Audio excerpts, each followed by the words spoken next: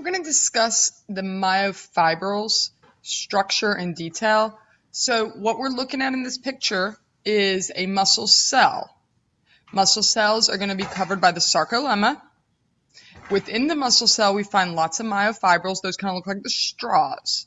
The myofibrils are going to be covered by the SR, which interacts with the T tubules. Now, when we look inside of a myofibril, what we're going to see are sarcomeres. So we're just going to talk about the structure of the sarcomeres in myofibrils. So myofibrils are composed of numerous sarcomeres. Basically, they are the repeating functional unit of the myofibril, and this is where the action of contraction takes place. Now, sarcomeres are going to run from Z disc to Z disc. They get their name because they look like a zigzag line. In the middle of a sarcomere, we have an area called the M line. The M line helps us secure filaments in place. Now, the M line is a structural area that we'll talk about in a little bit. Now, also in the sarcomere, you're going to see thin filaments, which are composed of actin. They kind of look like Mardi Gras beads. The thin filaments are going to run from the Z disc towards the M line. In areas that we have just thin filaments, we call this area the I bands. So I bands are the areas that contain just thin filaments, which are primarily made out of actin. We also have thick filaments. Thick filaments are going to be made out of myosin. And the thick filaments' entire length, that area is going to be called the A band. So from one end of a thick filament to the other end of the thick filament is known as the A band. Now, what we'll see is that right here, we have an area of just thick filaments. It's not the entire length of it, it's just the area that is only thick filaments, and we call that area the H zone.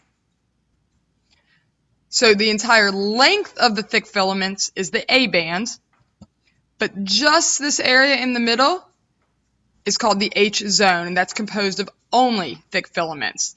And if you look at it, it kind of looks like an H. Here's one leg of the H, the other leg, and then the M is the going across the middle. But we can see that we have thick filaments and thin filaments in the same area, so this little box is known as the zone of overlap. So one sarcomere will begin and end at the Z disc. The thin filaments, which are primarily made out of actin, look like beads, and they run from the Z disc towards the M line. In the middle of the sarcomere, we have the M line, which helps secure our thick filaments in place. The thick filaments are going to be secured by the M line. They're going to move towards the Z disc.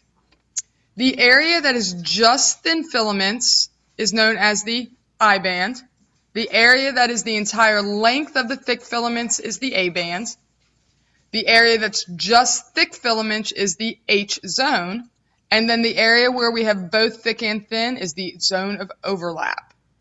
Now, think about thick and thin. Thick is going to be larger, so it stains darker. Thin is going to be lighter, so it stains lighter. That's where we get the striations that we see in muscle cells, skeletal muscle cells. So you can see that the I band is only thin filaments, so it's lighter. The A band is the entire length of thick filaments. And within the A band, we have the zone of overlap, which is going to be the darkest area. The H zone is only thick filaments, and we can still see that it's still darker than the I band. Now, you'll also notice that this is a transmission electron microscope, which is a super powerful microscope. And if you look at it, we are basically magnifying this 22,000 times. So you can just imagine how tiny these areas are. Now, what we're going to do is we're going to actually talk about what is actually found in the thin filaments and the thick filaments. What is that M line made out of? What is this little thing that looks like a slinky? So there's a lot of other proteins present that we haven't quite discussed yet. As usual, you always want to kind of look at the interactions and animations provided by the publisher because they're really short tutorials that kind of put everything together in the big picture. So within a myofibril, we're going to find lots and lots of filaments. We talk about the filaments in groups. We have the contractile filaments, the regulatory filaments, and the structural filaments, or we can just call them the proteins: contractile proteins, regulatory proteins, and structural proteins. We're going to start off with the structural proteins. There are 5 major structural proteins: nebulin, dystrophin, myomessin, titin, and alpha-actin.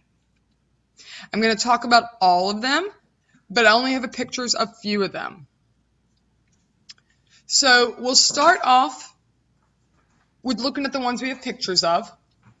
Right here, the slinky is titin. What we can see about titin is it gets its name for its large size, and we can see that structurally it helps secure the thick filaments to the Z-disc. So the thick filaments actually do not touch the Z-disc directly, but there is some secure structural support by titin. Now, the other thing about titin is, even though it's structural protein, it also helps with function. Think about that childhood toy that everybody had that could stretch and recoil and climb down stairs. It was called the slinky. Well, doesn't titin kind of look like a slinky? And if you think about it, titin has the same functions as the slinky. It can stretch and recoil, so it kind of looks like springs. So titin helps with elasticity as well as extensibility. So extensibility to stretch, elasticity to bounce back. Okay, the next one is myomessin. That right here is what helps form the M line. It kind of looks like chain links. Myomessin is found in the M line, and it helps secure thick filaments together, so it secures adjacent thick filaments in place. I always think of myomessin as don't be messing with my myosin, so it helps keep those thick filaments, which are myosin, in place. Next we have dystrophin. So right here is a myofibril. Here is dystrophin, and then there, right here, the blue line is your sarcolemma.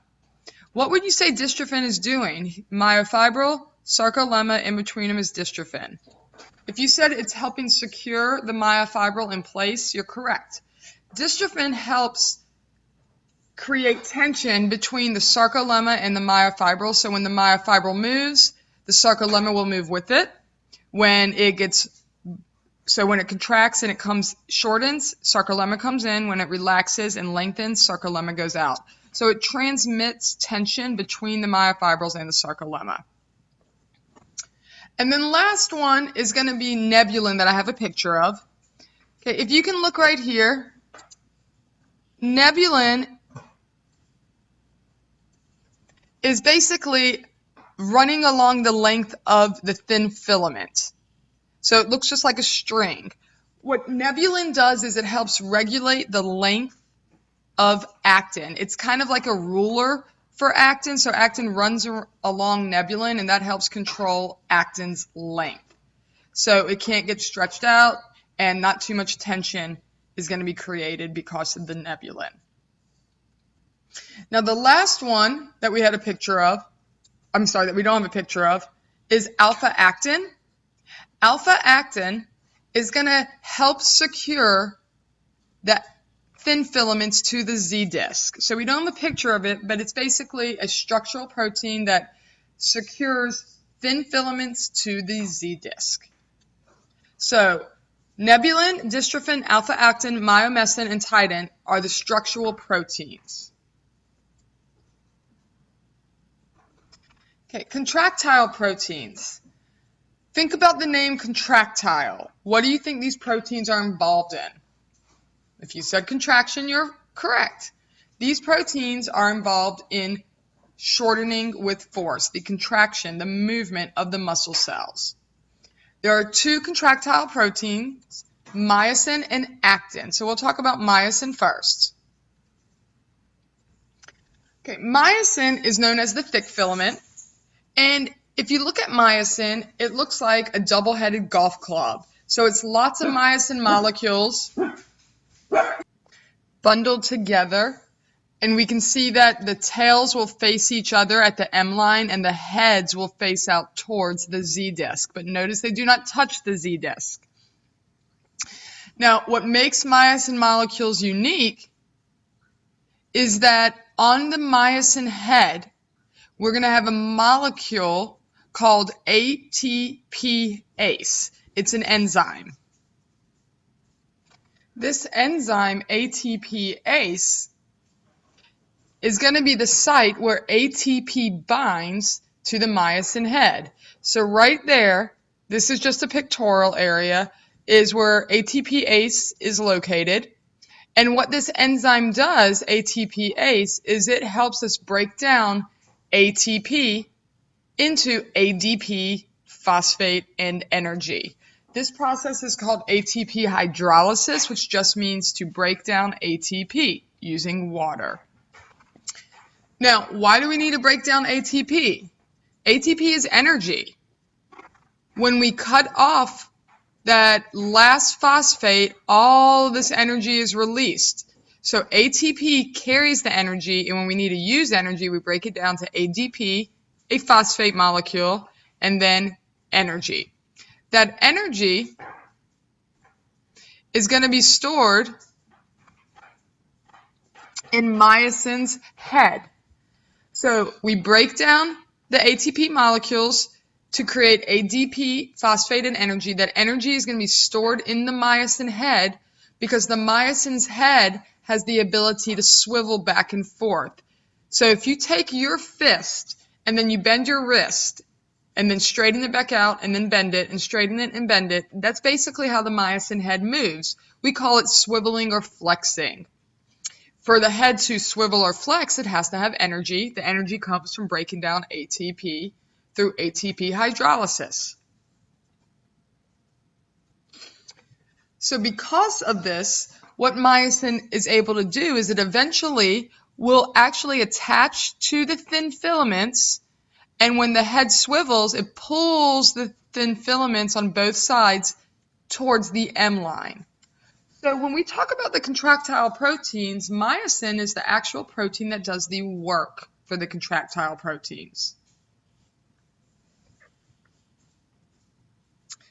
The other contractile protein is actin, and that's the one that looks like Mardi Gras beads.